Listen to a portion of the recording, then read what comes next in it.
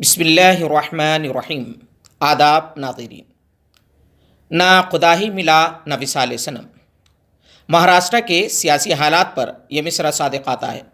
جہاں پہلے B J پی شیو سینا حکومت تشکیل پانے والی تھی، اقتدار کی رساکشی میں بی جے پی سے تعلقات ختم کر کے شیو سینا نے کانگریس اور این سی پی کی طرف دوستی کا ہاتھ بڑھایا۔ کانگریس اور این سی پی نے بھی ڈپٹی چیف منسٹر کے عہدوں کے لالچ میں اقتدار کی ساجھیداری کا موقع گنوا دیا، اور مہاراشٹر کے گورنر کو تو جلد بازی تھی۔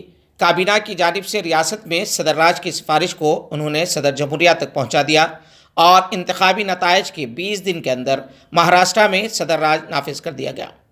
مہاراشٹر کے عوام یقیناً تمام سیاسی جماعتوں سے ناراض ہیں، کیونکہ انہوں نے صدر راج کے لیے ووٹ نہیں دیا تھا، نہ ہی انہوں نے جماعتی وفاداریوں کو بدلنے کے لیے اپنے حق کا استعمال کیا تھا۔ منتخبہ نمائندوں کو عوام کے غیظ و غضب کا سامنا کرنا پڑ سکتا ہے۔ بی جے پی کی ایک طرف سے کامیابی ہے کہ اگر وہ حکومت تشکیل دینے میں کامیاب نہیں ہو سکی تو اس نے شیو سینا کو بھی کامیاب ہونے نہیں دیا۔ کانگریس این سی پی کے قائدین کے درمیان بات چیت ہوگی۔ ویسے مرکزی وزارت داخلہ نے یہ وضاحت کی ہے کہ اگر کوئی جماعت اکثریت ثابت کرتی ہے تو صدر راج ختم کر دیا جائے گا۔ دیکھنا ہے کہ آگے کیا ہوتا ہے۔ صدر مجلس اتحاد المسلمین و رکن پارلیمنٹ بیرسٹر اسد الدین اویسی نے، جنہوں نے شیو سینا اور بی جے پی دونوں ہی کی حمایت کو خارج از بحث قرار دیا، کہا کہ ان کے لیے شیو سینا اور بی جے پی میں کوئی فرق نہیں ہے۔ انہوں نے اس بات پر تشویش کا اظہار کیا کہ ملک آہستہ آہستہ ہندو راشٹر کی طرف بڑھ رہا ہے۔ انہوں نے کہا کہ اب یہ بات عوام کے سامنے واضح ہو گئی ہے کہ کون سی جماعت فرقہ پرست ہے، اور ان کی جماعت پر ووٹ کاٹنے کے الزامات کی حقیقت بھی عیاں ہو گئی ہے۔ کل ہند مجلس تعبیر ملت کے زیر اہتمام جلسہ یوم صحابہ کرام رضوان اللہ تعالی علیہم اجمعین کا چنچل گڑھا جونیئر کالج گراؤنڈ پر عقیدت و احترام کے ساتھ انعقاد عمل میں آیا۔ جناب جلیل احمد ایڈوکیٹ نے صدارت کی۔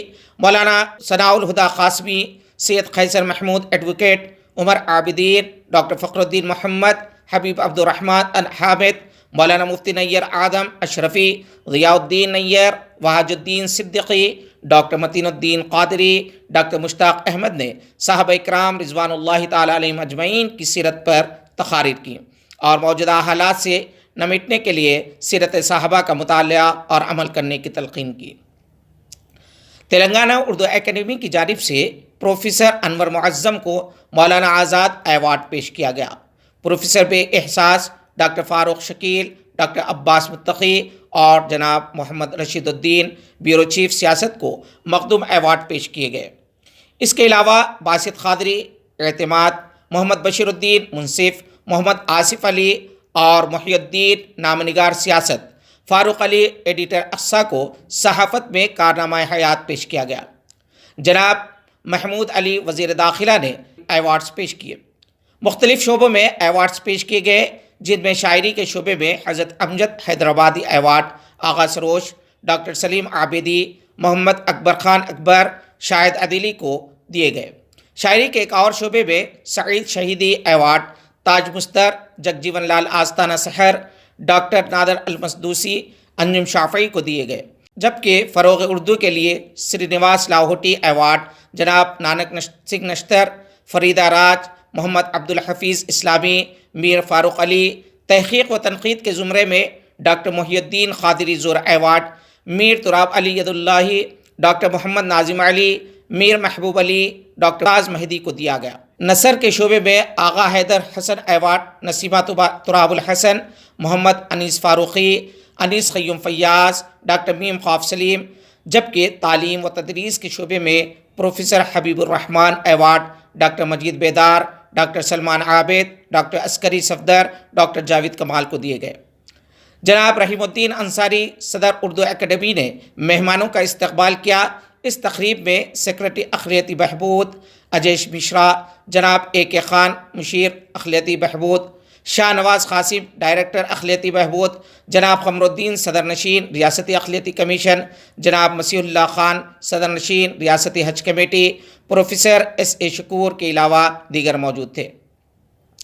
دنیا بھر میں سکھ برادری بابا گرو نانک کا 550واں جنم دن انتہائی جوش و خروش کے ساتھ منایا جا رہا ہے۔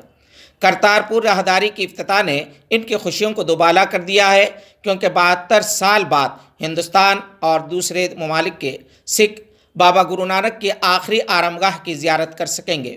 گرو نانک جینتی کے موقع پر سکھوں نے مختلف سماجی فلاحی اقدامات کیے اور انہوں نے کرتب بازی سے، جس میں شہ سواری، تلوار بازی شامل ہے، کا مظاہرہ کیا۔ یہ تھیں آج کی چند اہم خبریں۔ دیکھتے رہیے گواہ۔